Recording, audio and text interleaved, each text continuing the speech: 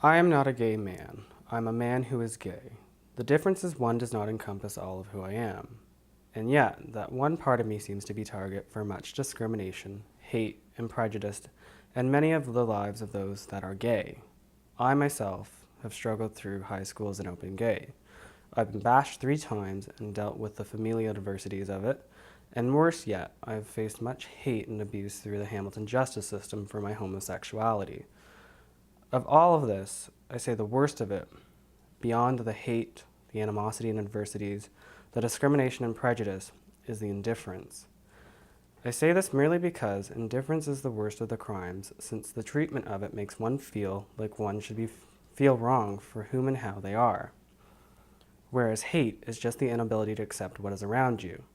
But to act on it exceeds the hate when you hear the words, "die, faggot, die," and get jumped for it. Many come to think of gay as a choice. But think about it. Why would somebody choose something that, when coming into the skin of it, become readily aware of how indifferent people look at it and what happens to those because of it? No one would. While one could choose it, those who are truly acknowledgeably gay do not. Another aspect that skews the view onto homosexuality is religion. Perfectly fine as it stands as a study and practice to one's own life. But why should it influence those around you and how you view them when it has no bearing on you? We've come so far as humans in terms of diversity, and we teach history so as not to repeat it. But if the texts that were once written no longer entail for what changes in the world today, then would it be fit to practice it when it comes to harm our own species? No. We grow in diversity, so should our perceptions and our ability to accept it.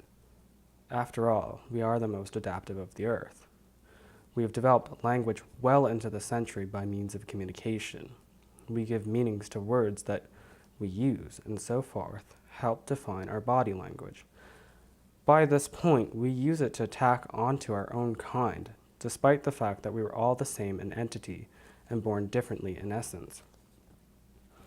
Ignorance is not bliss, nor credible to say so when you make the choice to treat homosexuals indifferent for it. But it is innate in human nature to criticize what we ourselves do not understand. It should not be our jobs as homosexuals, bisexuals, or transsexuals to educate those who criticize us and place their treatments of indifference onto us. Maybe that's just the next step we need to take. I know when others began to realize the struggling is my coming out story, and my views of homosexuality and how others showed how they viewed me, that the change in perspective began.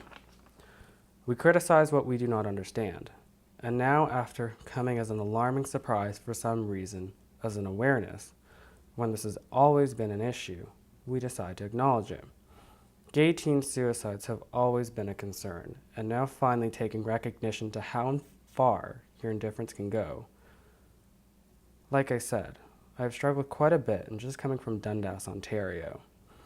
Maybe worse than some, and maybe not. But to those who do struggle now, the It Gets Better campaign has finally got it right. It's truly moving and touching to realize coming out does not refer to the closet, but rather the story where you have to struggle to make yourself comfortable, head held high in the world and moving forward, and happy through it all. Now is the time as any to utilize the sources around you when you are at your weakest, to realize that you are not alone, even though to always feel that way as you battle ahead. You are not alone.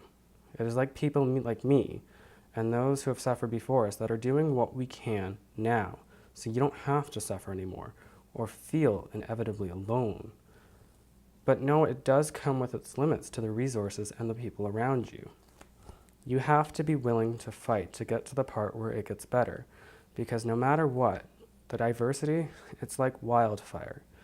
It's too much to maintain alone, and even if standing alongside the community, it's impossible to surmount rapidly. We cannot change views and ask for compassion from everyone. While that shouldn't be as such, it is. Understand, though, the fight makes you so much more stronger for it, if not resilient. It makes you withstanding to many adversities that are behind and before you. It makes you compassionate and enigmatic, and because of that, you will be surrounded by an abundance of all sorts of people that will see you as you and not your gay friend. Gay is not a choice and is not a reason to be ashamed. Be as you are and willing to fight for the chance to be happy. All through it, keeping the things that make you as happy close by as possible. Be not defined by the outside views of homosexuality, but by your own view of it for yourself, lest you be put into a box where you don't particularly belong. Like I said, maybe it is time we educate those who treat us so wrongfully for something that has no direct impact on them. And when we see the variation in perceptions, we can draw the parallels that create the indifference. This way we can find a way to coexist in unison.